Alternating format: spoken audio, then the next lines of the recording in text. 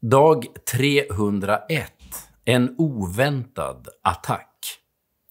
Ormen var listigast av alla vilda djur som Herren Gud hade gjort. Den frågade kvinnan: har Gud verkligen sagt att ni inte får äta av något träd i trädgården?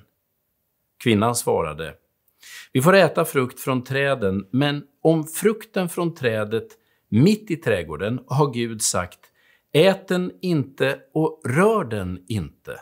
Gör ni det kommer ni att dö. Ormen sa: ni kommer visst inte att dö, men Gud vet att den dag ni äter av frukten öppnas era ögon och ni blir som gudar med kunskap om gott och ont. Första Mosebok kapitel 3, vers 1-5.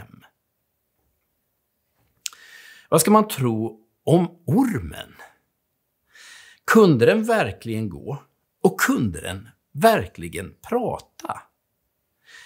Nej, jag tror inte man ska läsa berättelsen bokstavligt.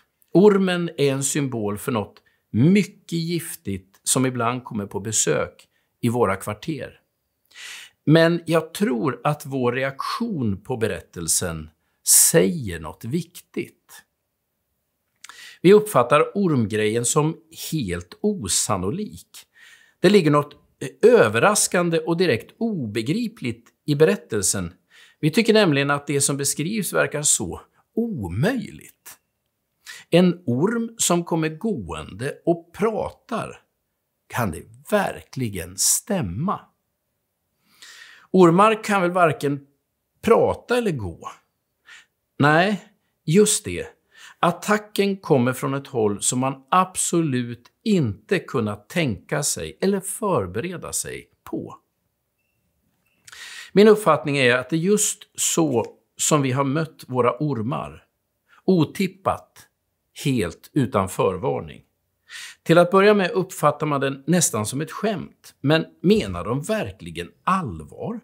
Ska man tro på det som sägs?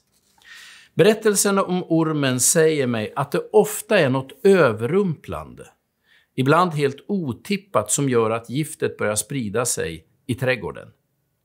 En del saker kan vi förutse och vissa människor vet vi att vi ska vara på vår vakt emot. Men den ondska som skadar oss och som ibland ödelägger hela det paradis vi tycker att vi lever i kommer nästan alltid från oväntat håll, vid en oväntad tidpunkt på ett oväntat sätt, men med ödesdigert resultat. Den som läser sin bibel bör inte bli överraskad av ondskan i världen. Inte heller av att den ibland drabbar oss när vi minst anar det. Men läser man vidare i berättelsen så vet man också att det är när ormen varit på besök i Edens lustgård som Gud ger det första löftet om frälsningen och en frälsare. Kanske kan man också lära sig något av det sambandet. Kanske är det först när vi har mött giftormen som löftet om frälsningen blir på riktigt för oss. Gud välsigna dig den här dagen.